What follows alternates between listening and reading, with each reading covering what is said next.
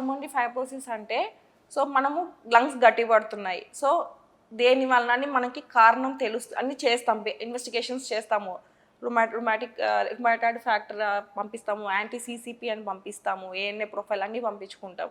So మనకి connective tissue profile మొత్తం పంపించినప్పుడు మనకి ఏ కారణం కనిపించకుండా జస్ట్ మనకి అన్ని నెగిటివ్ వచ్చినప్పుడు దాన్ని మనం లేబుల్ చేసేదాన్ని ఇడియోపతిక్ అంటే మనకి కారణం తెలీదు కానీ లంగ్స్ గట్టిపడుతున్నాయి, సో మనం ట్రీట్ చేస్తాము. సో కారణం తెలియనప్పుడు ట్రీట్ చేసినప్పుడు దాన్ని ఇడియోపతిక్ అన్నప్పుడు దాన్ని ఎట్లా ట్రీట్ చేస్తాం అనేది మనకు తెలియాలి.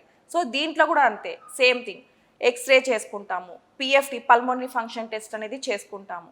సో బేసిక్గా ప్రోగ్రెస్ అవుతుందా లేదా, పేషెంట్ ఎట్లా రెస్పాండ్ అవుతున్నాడు, ట్రీట్మెంట్కి మనం పెట్టే ట్రీట్మెంట్కి రెస్పాండ్ అవుతున్నాడా లేదా, ఎంతవరకు ప్రోగ్రెస్ అవుతుంది, అది 3 to 6 monthsకి ఆ పేషెంట్ ఫాలోఅప్ అనేది కంపల్సరీ చేయాలి. So in the way of CT scan అవ్వచ్చు లేదా pulmonary function testing based upon the patient symptoms and history. లేదు వెంటనే నాకు ప్రాబ్లం అవుతుంది 3 months కొన్నప్పుడు డెఫినెట్గా అప్పుడు కూడా మళ్ళీ సిటీ స్కాన్ చేయడమో లేకపోతే పిఎఫ్టి అనేది చేయడమో లేదా ఇంకేమైనా మిస్ అవుతున్నామా లేదా అదేలా లేదా తెలుసుకున్నానికి మనం చేస్తాము. ట్రీట్మెంట్ కూడా సేమ్ ఏంటంటే లంగ్స్ గట్టిపడకుండా నింటినా కానీ తర్వాత పర్ఫిడోన్ కానీ మనం స్టార్ట్ చేసుకుంటాము. దాన్ని చేసేటప్పుడు కూడా మనం డ్రగ్స్ ఇచ్చేటప్పుడు ఏం చేస్తామంటే బేసిక్ లివర్ ఫంక్షన్ టెస్ట్ అనేది చేసుకుంటాం. ఎందుకంటే ఈ యొక్క మెడికేషన్స్ అనేది లివర్ మీద ఇంపాక్ట్ ఉంటుంది.